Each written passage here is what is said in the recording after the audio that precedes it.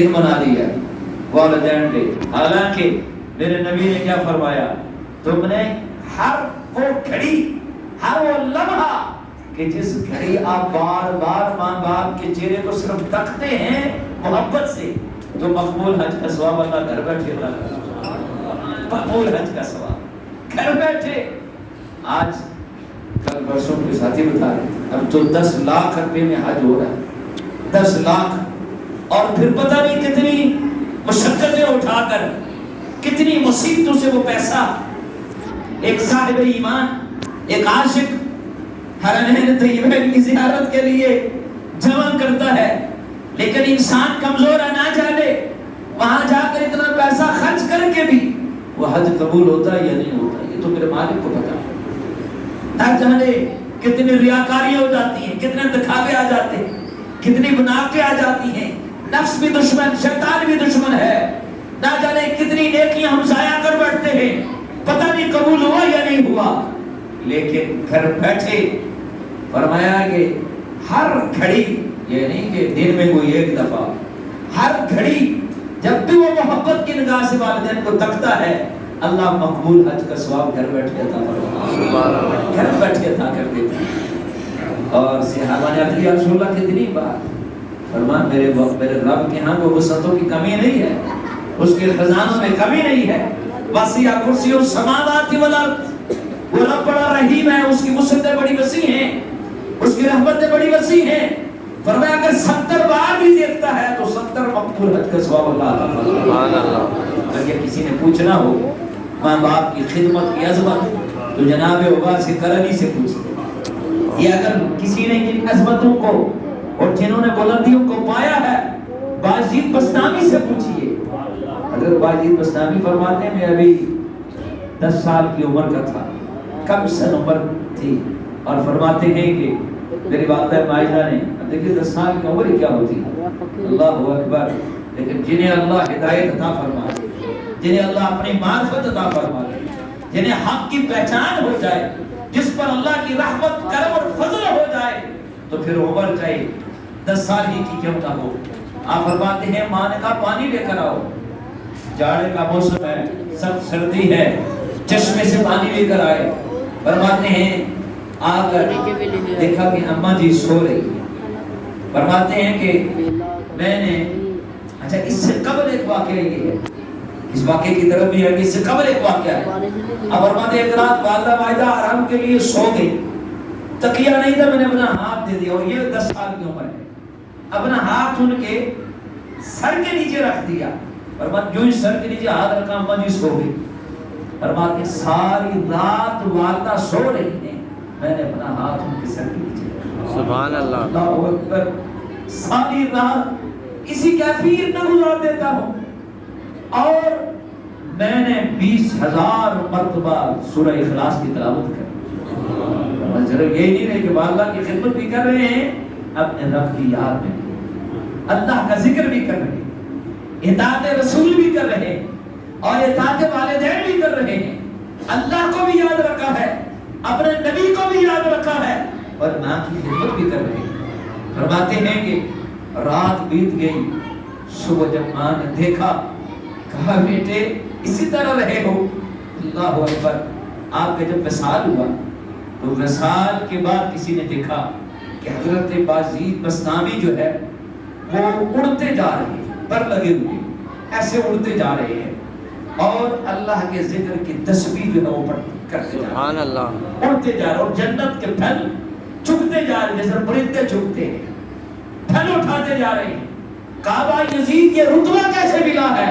تو آپ نے یہ نہیں فرمایا کہ میں شب زندہ دار تھا، راتوں کو جاگا کرتا تھا، میں تہجد گزار تھا، خیرات کیا کرتا تھا، میں قرآن کی تلاوت کیا کرتا تھا. اگر یہ سارے اعمال حسنات حضرت باجید بستامی کرتے تھے، ان اعمال حسنات کا ذکر نہ کیا، بلکہ فرمایا اللہ نے والدین کی خدمت سے مجھے یہ شان عطا فرمایا.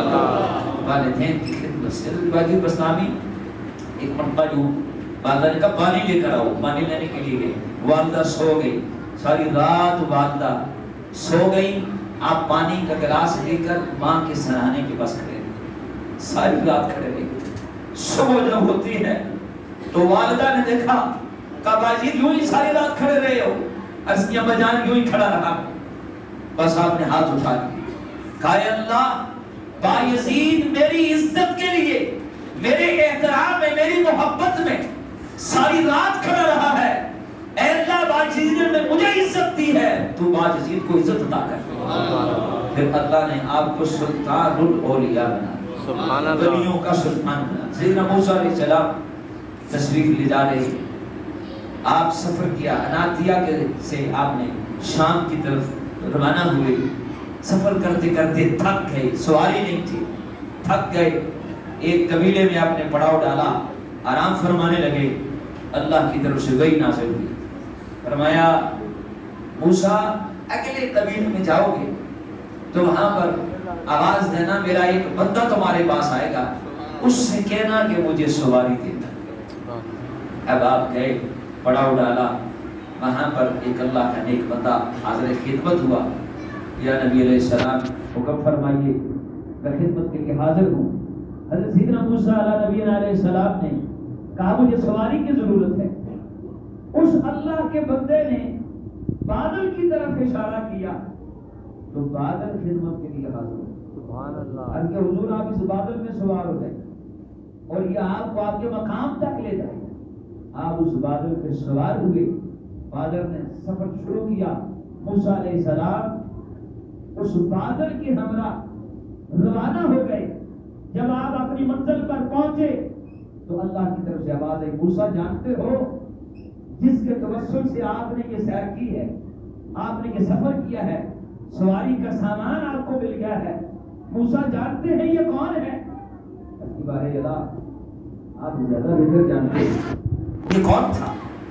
تو حضرت سیدنا موسیٰ علیہ السلام کو رب تعالیٰ نے ارشاد فرمایا، موسیٰ، اور آخری وقت میں والدہ نے کسی حاجت، کسی خواہش کا اظہار کر دیا، کہا بیٹے میری خواہش پوری کر دو۔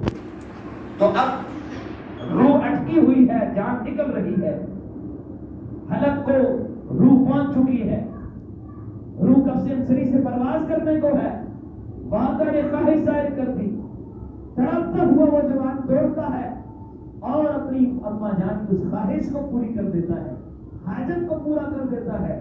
تو پھر والدہ نے حضرت کہا، اے اللہ میرے اس لال نے میری حاجت کو پورا کیا ہے، میری خواہش کو پورا کیا ہے، میری تمنا اور آرزو کو پورا کیا ہے، اے اللہ تو میرے اس بچے نے جو بھی یہ حاجت مانگے تو اس کو پورا کر۔ آپ نے فرمایا اگر موسیٰ یہ تو بادل تھا، اگر یہ زمین کو چلنے کا بھی کہہ دیتا تو میں اس کی بات کو نہ ٹالتا، اس لیے اس کی ماں کی دعا میں نے اس کے حق میں قبول کر لی۔ یا رسول اللہ، یا علی، اس لیے والدین اولڈ ہاؤس میں چھوڑنے کے لیے نہیں ہیں، بلکہ والدین تو وہ ہیں کہ جن سے اللہ راضی ہو جاتا ہے، ان کی رضا میں رب کی رضا ہے، ان کی رضا میں رسول اللہ کی رضا ہے۔ کوئی خانہ کعبہ میں چلا جائے، اگر ماں باپ راضی نہیں ہیں تو بیت اللہ سے آواز آتی تو واپس لوٹ جائے۔ جب تک تیرے ماں باپ تجھ سے راضی نہیں ہیں، اللہ کے گھر سے بھی تو فیض نہیں اٹھا سکتا، تو مصطفیٰ کے در سے بھی کہ اس ظلم و انفسہم جاؤکا، کہ جب تم اپنی چاہتوں پر ظلم کر چکو مصطفیٰ کے دربار میں آ جائے۔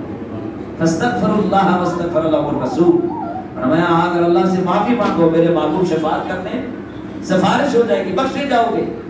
لیکن فرمایا اگر والدین کا نافرمان ہے تو درے رسالت میں بھی چلا جائے تو وہ محروم لوٹتا ہے۔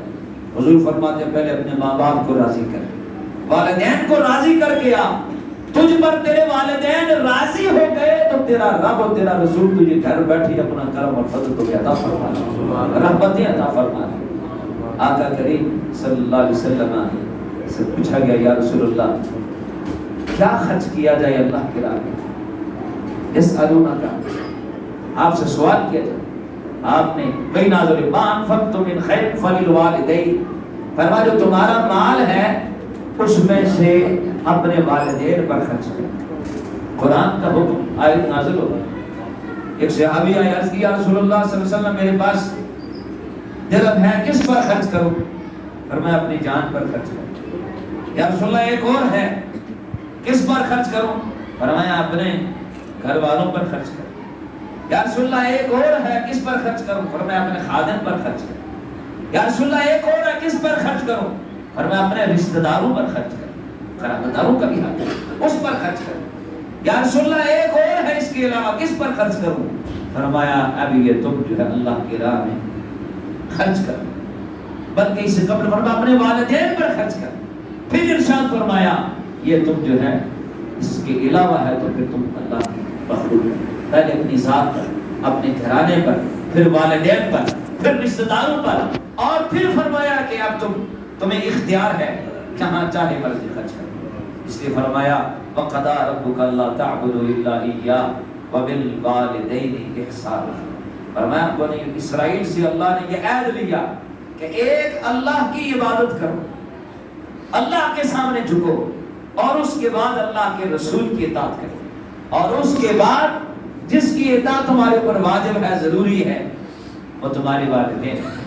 والدین برائی کا حکم دیں تو آپ علم رکھتے ہیں ان کی اصلاح کریں، والدین گناہ کی دعوت دیں ہرگز قبول نہ کرو، ان کی اصلاح کرو، لیکن اس کے علاوہ والدین جو بھی حکم دیں اس کی اطاعت اولاد کے اوپر واجب ہے، لازم ہے۔ کہ آج بڑا پرفتن دور ہے، آج ہم جو ہے وہ فیس بک دیکھتے ہیں، نیٹ استعمال کرتے ہیں، اور پھر مغرب ہمیں اپنے کلچر کے سانچے میں ڈھالنا چاہتا ہے۔ سال میں ایک دن والدین کا منایا جاتا ہے، سال میں ایک دن ماں کا منایا جاتا ہے۔ یہ اسلام کی تعلیم ہرگز نہیں ہے، بلکہ میرے آقا نے فرمایا وہ شخص ذلیل ہو جائے، رسوا ہو جائے۔ 3 مرتبہ ارشاد فرمایا یا رسول اللہ کون بدبخت ہے کہ جس کے لیے آپ نے فرمایا وہ ذلیل ہو جائے؟ بتاؤ جس پر ماں باپ ناراض ہو جائے اس کو پھر عزت کہاں سے ملے، اس کو خیر کہاں سے ملے؟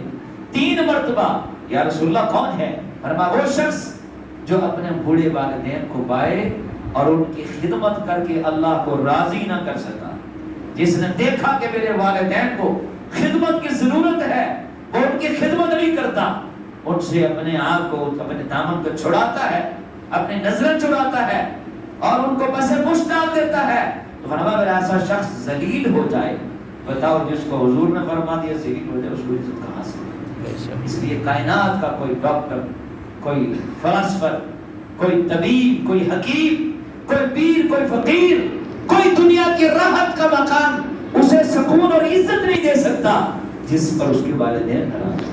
اس کی آج ضرورت اس عمل کی ہے، اپنی اولادوں کی تربیت بھی ایسے کی جائے، اور جو اولاد ماں باپ کے فرما بردار ہو جاتے ہیں پھر اللہ دنیا میں بھی انہیں عزت دیتا ہے، قبر میں بھی عزت دیتا ہے، حشر میں بھی اللہ انہیں سربلندی عطا فرمائے گا۔ اللہ تعالی ہمیں عمل کی توفیق نصیب فرمائے۔ آخر دعوانا